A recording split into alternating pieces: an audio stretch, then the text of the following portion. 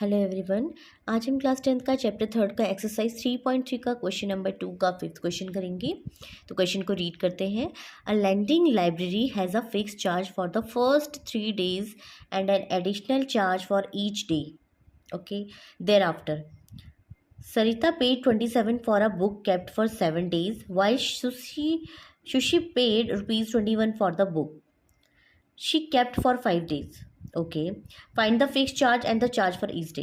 तो देखो, एक लैंडिंग लाइब्रेरी है, उसका जो फिक्स्ड चार्ज है, देखिए फिक्स्ड चार्ज कितना है। फिक्स चार्ज को हम फिक्स चार्ज लेट सपोज कर लेते हैं। लेट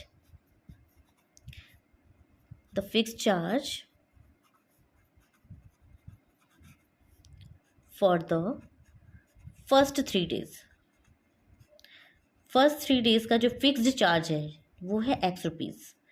ठीक है। एंड एडिशनल चार्ज कितना है?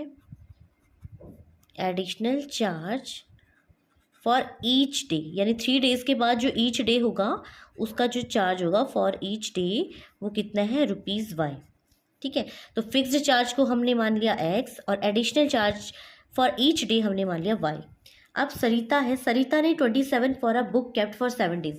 अब आपको पता है टोटल डेज होते हैं 7 days, तो 3 days और 4 days, यानी 3 days के लिए उसने कितना पे किया? फिक्स चार्ज X पे किया।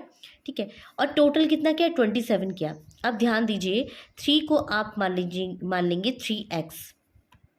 ठीक है, सॉरी 3X नहीं, 3 days का जो है X, क्योंकि फर्स्ट 3 days के लिए X माना हुआ है ना, तो X हो गया। प्लस 4 days के लिए उसने कितना माना है? Y। पर ईच डे के लिए Y, तो 4 days के लिए 4Y हो जाएगा इज इक्वल टू 27।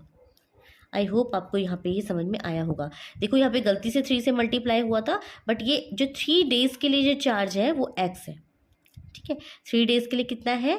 X है। यहाँ पे मान लिया है for first fixed charge for the first 3 days के लिए X है। X plus 4Y is equal to 27।